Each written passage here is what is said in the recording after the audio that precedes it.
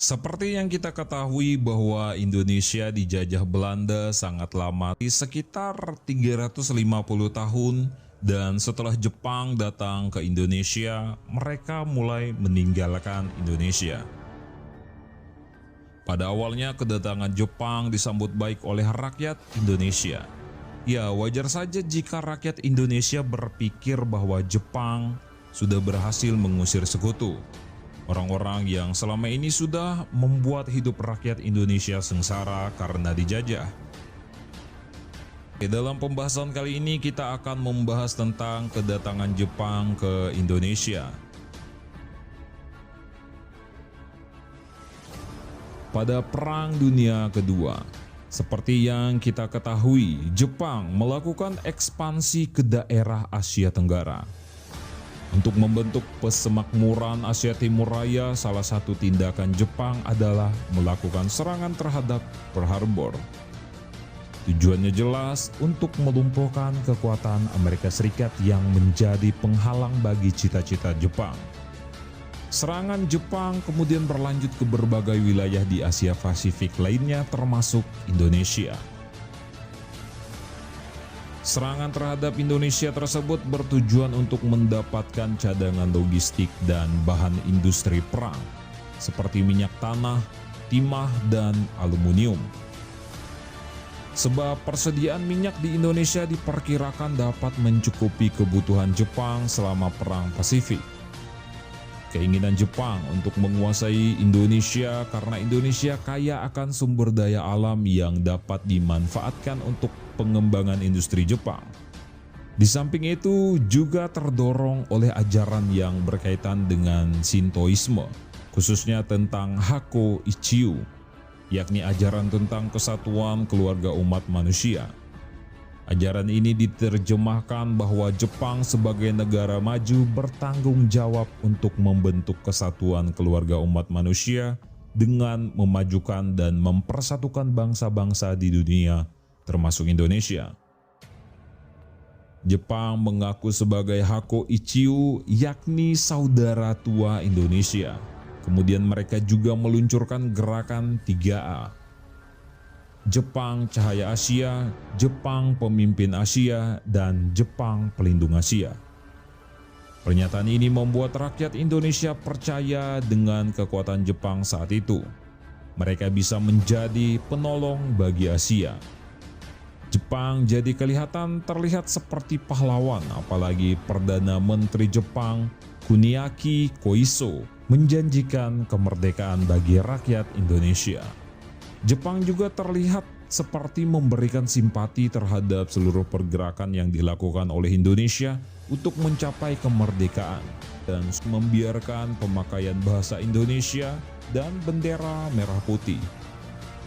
Bahkan mereka dulu memberikan kemudahan bagi Indonesia dengan membentuk berbagai organisasi seperti Putera atau Pusat Tenaga Rakyat, Chongsangiin atau Badan Pertimbangan Pusat, dan Jawa Hokokai, yaitu Himpunan Kebaktian Jawa.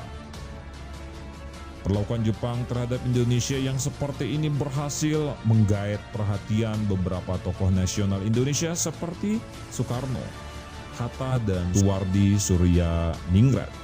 Tetapi tetap saja ada beberapa tokoh yang curiga terhadap Jepang seperti Sam Ratulangi, H.M. Tamrin, dan Sutarjo. Pada Januari 1942, Jepang mendarat di Indonesia melalui Ambon dan seluruh Maluku. Meskipun pasukan Keneal dan pasukan Australia berusaha menghalangi, tetapi kekuatan Jepang tidak dapat dibendung. Daerah Tarakan di Kalimantan Timur kemudian dikuasai oleh Jepang bersamaan dengan Balikpapan 12 Januari 1942. Jepang kemudian menyerang Sumatera setelah berhasil memasuki Pontianak. Bersamaan dengan itu Jepang melakukan serangan ke Jawa pada Februari 1942. Pada tanggal 1 Maret 1942, kemenangan tentara Jepang dalam Perang Pasifik menunjukkan kemampuan Jepang dalam mengontrol wilayah yang sangat luas. yaitu dari Burma sampai Pulau Wek. Setelah daerah-daerah di luar Jawa dikuasai, Jepang memusatkan perhatiannya untuk menguasai tanah Jawa sebagai pusat pemerintahan Hindia Belanda. Untuk menghadapi gerak invasi tentara Jepang, Belanda pernah membentuk Komando Gabungan Tentara Serikat yang disebut ABDACOM atau American British Dutch Australian Command yang bermarkas di Lembang. Panglima dari pergerakan tersebut bernama Jenderal Sir Archibald. Kemudian Letnan Jenderal Terpoorten diangkat sebagai Panglima Perang Tentara Hindia Belanda. Sementara itu, Gubernur Jenderal Carda atau Carda pada bulan Februari 1942 sudah mengungsi ke Bandung. Dalam upaya menguasai Jawa, telah terjadi pertempuran di Laut Jawa, yaitu antara tentara Jepang dengan tentara Angkatan Laut Belanda di bawah Laksamana Karel Doorman. Dalam pertempuran ini, Laksamana Karel Doorman dan beberapa kapal Belanda berhasil ditenggelamkan oleh tentara Jepang. Sisa-sisa pasukan dan kapal Belanda yang berhasil lolos terus melarikan diri menuju Australia. Sementara itu, Jenderal Imamura dan pasukannya mendarat di Jawa pada tanggal 1 Maret 1942.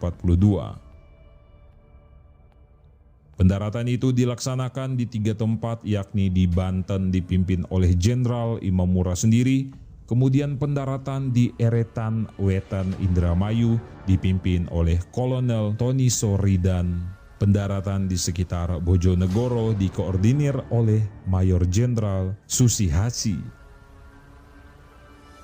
Pasukan Jepang dengan cepat menyerbu pusat-pusat kekuatan tentara Belanda di Jawa. Tanggal 5 Maret 1942, Batavia jatuh ke tangan Jepang. Tentara Jepang terus bergerak ke selatan dan menguasai kota Buitenzorg atau di Bogor. Dengan mudah kota-kota di Jawa yang lain juga jatuh ke tangan Jepang. Akhirnya pada tanggal 8 Maret 1942, Jenderal Terpoorten atas nama Komandan Pasukan Belanda atau Sekutu menandatangani penyerahan tidak bersyarat kepada Jepang yang diwakili Jenderal Imamura. Penandatanganan ini dilaksanakan di Kalijati, Subang. Dengan demikian berakhirlah penjajahan Belanda di Indonesia. Kemudian Indonesia berada di bawah pendudukan tentara Jepang. Gubernur Jenderal Carda ditawan. Namun Belanda segera mendirikan pemerintahan pelarian di Australia di bawah pimpinan H.J. Van Mock.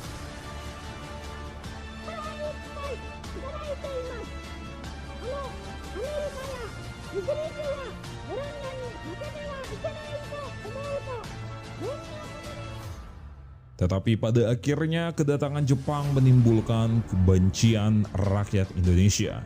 Karena dari awal mereka mungkin kelihatannya Jepang seperti membawa masa yang lebih baik bagi Indonesia setelah dijajah Belanda. Tetapi lama-kelamaan perlakuan mereka mulai sewenang-wenang terhadap rakyat Indonesia.